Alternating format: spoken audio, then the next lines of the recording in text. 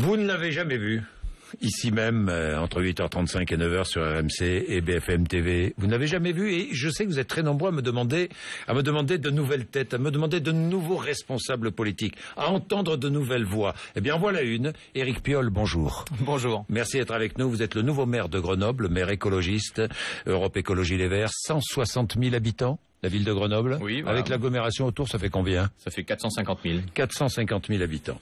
Jamais un écologiste n'a dirigé une mairie aussi importante. Il y a eu Montreuil, mais vous dépassez largement Montreuil, premier maire écologiste, donc d'une grande métropole. On va pas parler de laboratoire à Grenoble, je sais que vous n'aimez pas trop, on va revenir sur tout ce que vous voulez faire, mais je voudrais vous présenter rapidement. Vous dites, moi, je n'ai plus de chauffeur, je supprime mon chauffeur, c'est vrai? Vous n'avez plus de chauffeur à la mairie de Grenoble? Il y a deux chauffeurs qui étaient dédiés effectivement aux maires et aux élus, mais c'est vrai que pour mon quotidien, je n'en ai pas besoin. On se promène dans l'agglomération grenobloise qui est toute plate, c'est un bassin glaciaire. On s'y promène à vélo extrêmement rapidement. Bon, pas de protocole, très peu. Oui, je suis pas très habitué. Je vais en prendre quelques codes parce qu'il faut, et puis le reste, on le mettra de côté et ça disparaîtra tout seul. Alors, vous avez dit pendant votre campagne, et depuis que vous êtes élu, les règles de la vie quotidienne doivent s'appliquer aux élus. Ça veut dire quoi? Parce qu'on vous a déjà beaucoup critiqué en disant c'est un démagogue, il baisse les indemnités des élus de 19%, c'est de la démagogie. Allez-y, quelle est votre philosophie? Je pense que il y a une sorte de méfiance vis-à-vis de la politique de la part de tous nos concitoyens et de moi-même avant de m'engager il y a 4 ans. C'est bien cette méfiance qui a fait que je me suis engagé en disant il faut maintenant peser de l'intérieur puisque on ne peut pas que faire critiquer. Et dans cette méfiance, il y a l'image comme on voit bien la situation du chômage, on voit bien la situation financière, on voit bien la situation environnementale que les forces publiques n'arrivent pas pour lesquelles n'arrivent pas à porter un projet depuis une trentaine d'années. Donc, dans cette méfiance-là, derrière, il faut au moins que, effectivement, on n'ait pas l'impression que les élus vivent bien par ces temps de crise. Donc, c'est le signal qu'on a voulu donner. En 2008, la majorité socialiste de l'époque s'était augmentée de 25%. Donc, nous sommes revenus sur cette augmentation.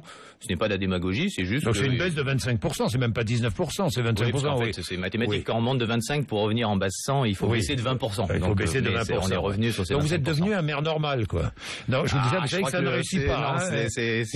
Le mot maintenant, je pense qu'il est condamné. Il est condamné. Non, c'est juste que président, donc notre équipe est au milieu des habitants et elle reste au milieu des habitants. Alors là, il y a un petit côté pipolisation qui fait que là où avant j'allais partout tranquillement, maintenant on prend en photo et on dit ça part sur les réseaux sociaux. Mais ce qui ne correspond pas à la réalité de notre mouvement, qui est un mouvement citoyen, de gauche, écologiste, un rassemblement de gens qui vivent au milieu. Après, les gens vont s'habituer à ce qu'on soit effectivement au milieu d'eux et on pourra travailler de façon normale et naturelle. 41 ans, 4 enfants, à vélo sans cesse, c'est vrai? Vous êtes sans cesse à vélo? Oui, j'étais sans cesse effectivement à vélo. Bon. Il y a 13 ans, vous êtes polytechnicien en génie industriel. Il y a 13 ans, vous avez créé une PME spécialisée dans la régulation de risques. Vous connaissez le monde de l'entreprise, donc? Oui, j'ai été aussi cadre dirigeant dans un grand groupe international. J'allais y venir. Ancien cadre dirigeant chez Hewlett-Packard, licencié en février 2011. Licencié pourquoi? Parce que vous avez refusé de mettre en place un plan de délocalisation. Racontez-nous. Bon, il y a souvent dans les entreprises, vous savez, des décisions qui viennent et qui sont un peu dogmatiques, qui ne sont pas basées ni sur les besoins de l'entreprise à moyen et à long terme, ni sur la réalité économique. Et il y a une casse sociale qui en découle, qui n'est pas profitable non plus pour l'entreprise, qui n'est profitable pour personne. Donc je me suis opposé à ce plan de délocalisation qui finalement a été abandonné. On a la chance chez Hewlett-Packard, ils ont la chance, je n'en suis plus, d'avoir un PDG qui maintenant cherche à valoriser les compétences de ces équipes françaises. Donc ça, vous aviez raison avant l'heure, quoi. Vous avez été soutenu. En tout cas, j'ai été entendu. Vous avez été soutenu par de très nombreux salariés qui se sont mobilisés pour vous soutenir, mais finalement, vous avez quitté l'entreprise. Professionnellement, vous faites quoi à côté de votre activité de Alors, une fois que j'ai été au chômage, évidemment, c'est plus dur de retrouver du travail quand on a eu des responsabilités très importantes. C'est pas facile. Les gens ne comprennent pas qu'on puisse accepter de baisser de niveau hiérarchique, de baisser de rémunération. Donc, j'ai fini par faire du conseil, avec plaisir, sur des projets industriels. Maintenant, ça va être de façon assez sporadique. Assez sporadique. Votre activité principale sera la mairie de Grenoble. Voilà. Donc, on est bien d'accord. Vous êtes membre d'Europe Écologie Les Verts et vous avez voté contre la participation des écologistes au gouvernement. Pourquoi ? C'est la première fois, je me suis engagé il y a 4 ans moi, en politique. Oui, vous êtes tout jeune en politique. Oui, tout parce jeune. qu'il y avait là un espace qui crée de la turbulence. Vous, le Basco-Béarnais, arrivé à Grenoble. Oui, il y avait une turbulence qui fait qu'on sort de ce jeu PS-UMP et que c'est intéressant, on peut porter avec des têtes nouvelles, de nouvelles façons de faire de la politique et une certaine cohérence. Donc depuis 4 ans, je n'ai fait aucun congrès, aucune motion au sein d'Europe Écologie. J'étais vraiment ancré, j'étais élu conseiller régional et président du groupe des 37 élus au conseil régional Rhône-Alpes. Je m'étais engagé là-dedans. Là, c'est la première fois que je signais un texte national parce qu'effectivement, il me semblait que le gouvernement et Hollande étaient un petit peu sourds aux messages et aux problématiques qui venaient de se poser. Il est toujours sourd ? Bon, on verra, mais j'ai pas l'impression que ça parte dans une très bonne direction. Oui, mais les écologistes ont participé au gouvernement précédent. Est-ce qu'ils ont été utiles, sincèrement ? Soyons honnêtes. Avoir un pied, oui, je pense que la loi de Cécile Duflot, la loi Allure, je pense donne des bonnes bases pour travailler sur cette loi. Oui, je pense qu'elle est bonne et permettra de travailler sur des bonnes bases pour la suite. On va parler du logement à Grenoble. Moi, je suis pas très commentateur de la vie politique nationale, je suis un acteur local, donc je m'engage dans ce périmètre-là. On est aujourd'hui avec mon équipe à Grenoble en train de construire une politique cohérente pour Grenoble et l'agglomération grenobloise. Alors justement, que répondez-vous à ceux qui disent oui, les écologistes, l'écologie, ce n'est ni de droite ni de gauche. L'écologie, c'est d'abord la défense de l'environnement. On peut être écolo à droite comme écolo à gauche. Vous êtes d'accord ou pas ? On peut être environnementaliste à gauche et environnementaliste à droite, c'est vrai. Mais l'écologie politique, il y a une cohérence de fond qui fait que Europe Écologie Les Verts porte cette écologie politique et qu'on voit bien, d'ailleurs, dans le gouvernement qui sort et celui qui démarre, l'écologie n'est pas vraiment au centre. Et on a vu que malgré le Grenelle de l'environnement lancé par Sarkozy, grâce aussi aux efforts de Nicolas Hulot, derrière il n'y a pas vraiment eu de suite. Donc la réalité c'est que même s'ils entendent, ça ne fait pas partie de leur radar, de leur priorité, donc c'est quelque chose qui est mis de côté, que ce soit au PS ou à l'UMP très très vite. Alors on va regarder comment à Grenoble vous allez appliquer ces idées environnementales, mais vous dites aussi la nomination de Manuel Valls, je ne veux pas en parler, pourquoi ? Parce que je ne suis pas commentateur de la vie politique. Et d'accord. Je peux en parler au bar avec des copains. Mais et vous en dites quoi ? Vous dites quoi de Manuel Valls ? On ira boire une bière tout à l'heure, si vous voulez. Non, mais attendez. C'est-à-dire que vous avez des doutes ? Je ne pense pas que ce soit vraiment notre ligne politique. Vous avez des doutes ? Et au sein du Parti Socialiste... Au sein du Parti Socialiste, je ne crois pas que ça corresponde à la ligne majoritaire idéologique. Le Parti Socialiste est en crise, mais Manuel Valls est celui qui proposait d'abandonner le nom de socialiste pour le Parti Socialiste lors de la primaire des présidentielles. Oui. Bon. Confiance mesurée, plus que mesurée ? Oui, très mesurée. Il y a d'autres signes importants. Un sujet qui me tient à cœur, c'est les demandeurs d'asile. Oui. En 2010, Nicolas Sarkozy a concentré les demandes d'asile sur certaines grandes villes, avec l'objectif clairement affiché de créer des points de friction. On concentre tous les problèmes et donc de la précarité au même endroit. Et évidemment, ça crée des frictions avec les habitants et ça épuise les militants. Depuis 2012, il aurait été facile de revenir sur ce décret et de remettre la demande d'asile un peu partout pour que chacun accueille et que du coup ça soit plus facile. Or, rien n'a été fait dans ce domaine-là. À Grenoble comme à Lyon, nous vivons des situations extrêmement difficiles autour de l'hébergement d'urgence et toutes les associations qui font du travail autour de l'accueil, mais aussi autour des SDF, autour des précaires, sont maintenant complètement débordées par la question unique du logement. Donc ça serait un signal qui, en 2010, toute la gauche était opposée à ce décret. Depuis 2 ans, ils auraient pu revenir sur ce décret. Bien, 50 milliards d'euros d'économies. Ça, c'est les choix de François Hollande et assumés par Manuel Valls et présentés par Manuel Valls. Si vous étiez député, vous voteriez ? Je ne suis pas député. Donc, d'accord. Vous n'êtes pas politique non plus. Ne me faites pas de réponses politiciennes. Non, j'ai pas envie de répondre à ça parce que c'est pas mon champ politique. Sinon, c'est 50 milliards d'euros d'économies. Je suis un acteur local. Mais vous êtes un citoyen. Oui, je suis un citoyen. Donc de ce plan, ce que je peux dire, c'est que et là je suis aussi un des cofondateurs du collectif Roosevelt, donc je peux en parler avec cette casquette-là. Allez. Tant qu'on ne s'attaque pas à la régulation de la finance, à la question du refinancement de la dette, à la question de à qui finalement va-t-on rembourser cette dette, tout le reste, on peut discuter de ce qu'on veut, se couper un bras, 2 bras, une jambe, faire 50 milliards, 70 milliards, 30 milliards, ça sera une goutte d'eau dans ce périmètre. Hein. Donc c'est des choses qui vont aggraver la situation sociale, aggraver, je pense, la situation économique par des effets de boule de neige, et qui ne résoudront en rien la dette de 2000 milliards. Vous voyez bien que même les 50 milliards d'économies, d'abord, il faut qu'ils les fassent, mais même si c'était le cas, c'est pas ça qui va nous permettre de rembourser la dette. Donc il faut reprendre l'enjeu fondamental qui est de réguler la finance. On a un petit peu oublié, tout le monde en a parlé entre 2008 et 2011. Depuis, on l'a mis de côté, c'est un sujet central. Tant que celui-là n'est pas traité, le reste, on peut petit à petit grignoter et casser tout notre modèle social. Il ne se passera rien de positif. C'est ce que le gouvernement est en train de faire, grignoter, casser le modèle social. La baisse des dotations aux collectivités territoriales, par exemple, voilà, j'allais vous en parler, est un mauvais signal. Ça va avoir des conséquences très directes. Trop d'argent, non? Les collectivités territoriales très directes sur l'action sociale. Elles ont besoin de faire des économies. Vous-même, vous allez en faire. Oui, sur le train de vie, effectivement, on a baissé de 25% les indemnités. Voilà. On va de fait réduire le parc de voitures de la mairie, réduire. Mais évidemment, ça pourrait être fait en France. Et puis René Dosière travaille sur les sujets de façon souvent brillante et pertinente. Mais en termes de signal, je pense que ce signal qui est de dire on va toujours essayer de faire des économies, en fait, casser notre modèle social en oubliant la photo globale, je pense que c'est une erreur. Vous avez voté Eva Joly et puis François Hollande. Vous êtes déçu? Non, parce que François Hollande, non? On n'attendiez rien? On l'avait vu à la tête du Parti Socialiste pendant 10 ans. Non, voilà, c'était. Vous n'attendiez rien du tout, quoi, si j'ai bien compris. Si, on peut toujours. Les débuts étaient plutôt positifs. Il y a quelques éléments positifs sur l'école. Les 60 000 enseignants qui sont d'ailleurs confirmés. Avoir plus de maîtres que de classes en primaire, ça c'est un sujet qui me préoccupe. Et en tant que maire, je suis très intéressé par avoir plus de maîtres que de classes dans les écoles primaires. De même que j'essaye de mettre des projets dynamisants dans les quartiers. Donc il y a des points qui sont positifs. Les rythmes scolaires à Grenoble? Les rythmes scolaires, on a été utilisés comme des cobayes. Alors, ça a été mis en place très vite. Très vite, dans des conditions ça fonctionne bien ou pas? Difficiles. La réforme des rythmes scolaires. Finalement, on a raté une opportunité. C'est un des sujets qu'on remet sur le tapis ce printemps.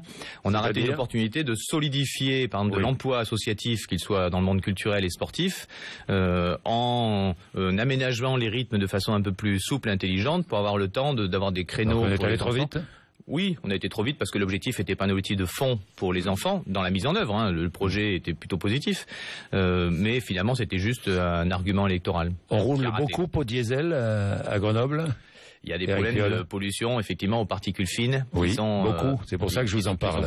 Qu'est-ce que vous allez faire pour lutter contre ça?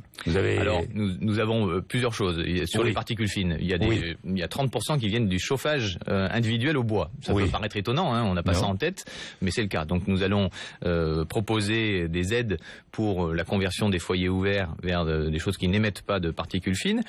Pour les transports en commun, il y a plusieurs choses. La réduction des bouchons par des actions très pragmatiques de fluidification, d'aménagement des feux, des choses comme ça. Le report modal, avec le report donc vers les transports en commun et vers le covoiturage. Mais pour le transport en commun, par exemple, ce que nous avons proposé, ce que nous allons pousser à l'échelle de la métropole, c'est que les transports soient gratuits en amont des pics de pollution, dès les premiers seuils d'information, et avec une communication large, pour que les gens réalisent qu'ils peuvent avoir un effet sur cette pollution. Ça, c'est une première chose.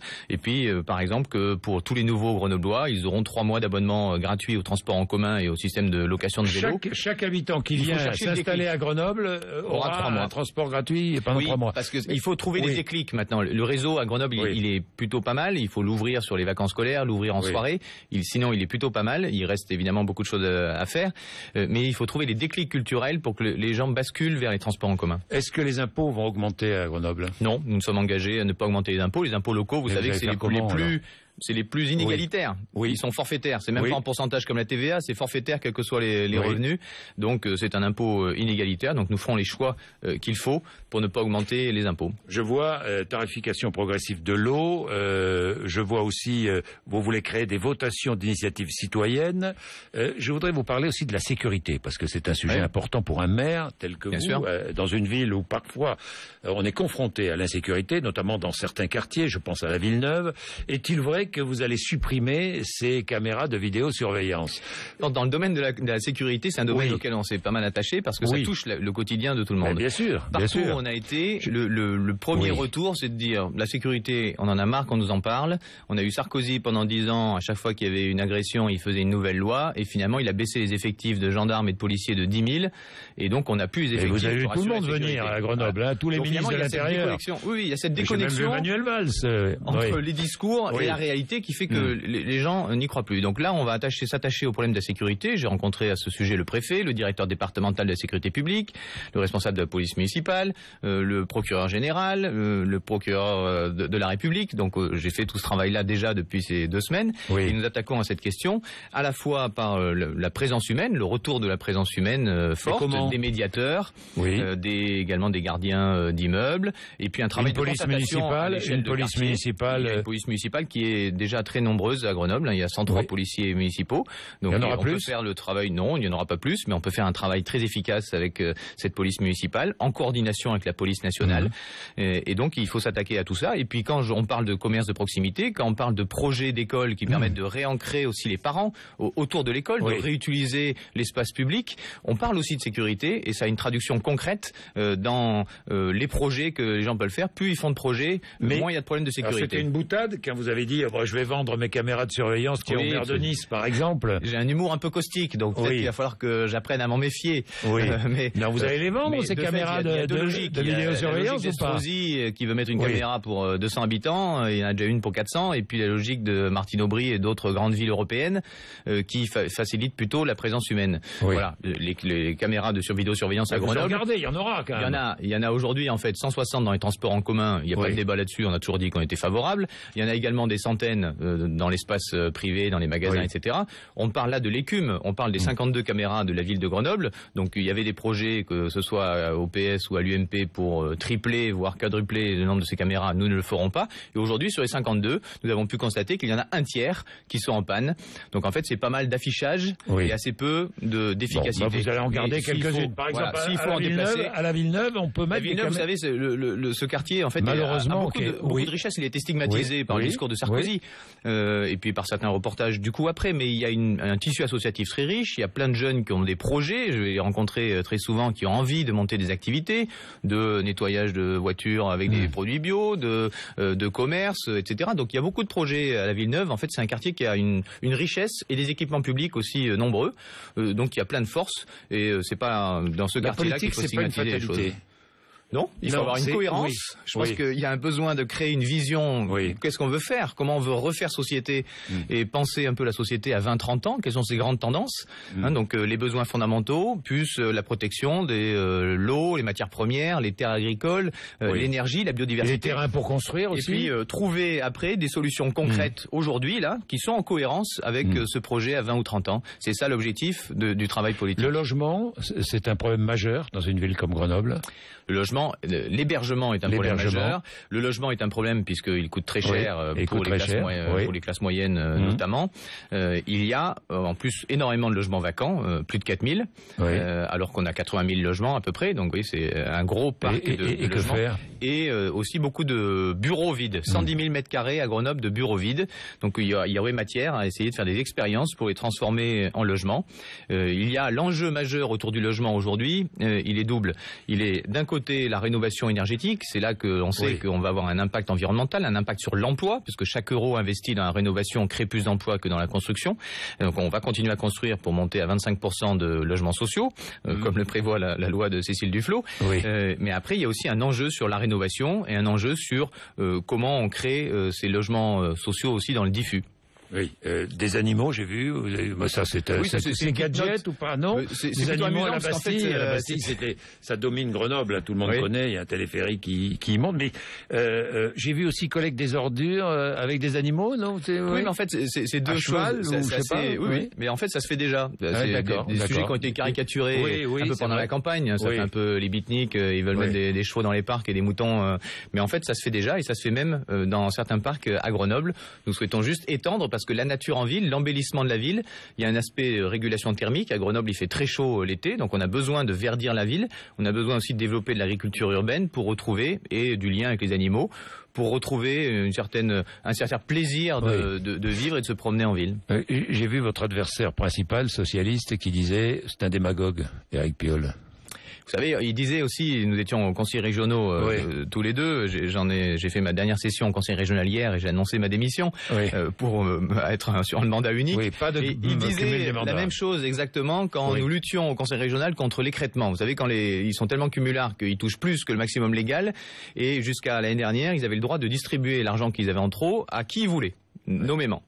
Et donc nous disions à chaque fois que c'était scandaleux et que on votait contre, ils nous traitaient de démagogues, et finalement la loi a entériné cette année, on ne peut plus distribuer à qui on veut, l'argent est rendu aux collectivités. Donc dans ce discours sur la transparence politique, il faut choisir son camp, et clairement, j'ai aussi donné ma déclaration de patrimoine en janvier, je fais le choix d'aller vers les règles de la vie de monsieur et madame tout le monde qui s'appliquent à la vie publique. Merci Éric Piolle d'être venu nous voir ce matin, 8h57. Merci beaucoup à vous. Merci.